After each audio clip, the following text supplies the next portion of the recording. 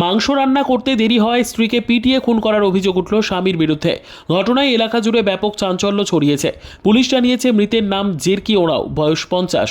ঘটনার পর গুণধর স্বামী নগেন ওরাওকে আটক করে জিজ্ঞাসাবাদ শুরু করেছে পুলিশ।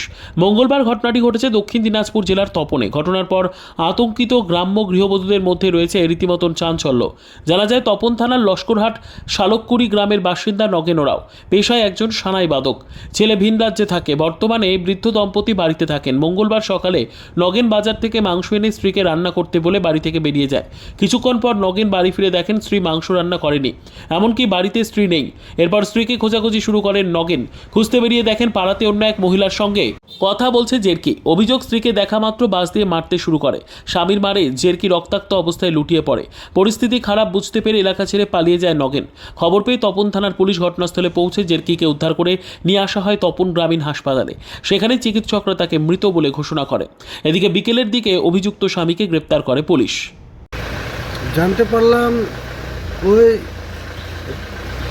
ওনার স্বামী বাঁশি বাজাতে গেছিল কালকে সন্ধ্যাবেলা। সকালবেলা ঢুকলো মাংস নিয়ে ঢোকার পরে ওকে বাড়িতে পায়নি। মহিলাটা গিয়েছিল গরু বাঁধে আসে ট্যাপে মুখ ধুয়ে একটু পাশের বাড়িতে একটু বসে গল্প করতে চাইছিল। কেবল কোমর হালালো বসার জন্য পিছন থেকে যেয়ে ধরাম করে মাথায় মারি। ওই আর কিছু বলতে না পারে, দ্বিতীয় বাড়ি মারার পর উল্টো পড়ে গেছে। মানে কেন এমনটা করলো? কেমন এমনটা করলো সেটা তো আমি সঠিক বলতে পারছি না। আমি সকালবেলা গেছিলাম ধান কাটতে। ওই আমাকে আবার খবর দিল একজন, তখন দূরে আসার পরে ওই দাদাকে ধরার চেষ্টা করলাম, ধরতে পারিনি, পালিয়ে গেছিল। ওই আবার পালিয়ে গেছে। আবার ব্যাগ ট্যাগ নিয়ে সাইকেল নিয়ে আবার বাসি নিয়ে পালিয়ে গেছে। মানে এই মাংস রান্না করে দেয়নি বলে কিরকম হয়েছে? মাংস রান্না করে দেয়নি বলে কেমন কি সেটা আমি সঠিক বলতে পারছি না। মানে ওর জন্য কি হতে পারে যে মাংস রান্না করে দেয়নি বলে সেই আগে মেরে দিল বউকে? কি অনুমান করছেন? কি এটাই তো অনুমান করছেন? আমি তো উন্নত তাই মনে হচ্ছে।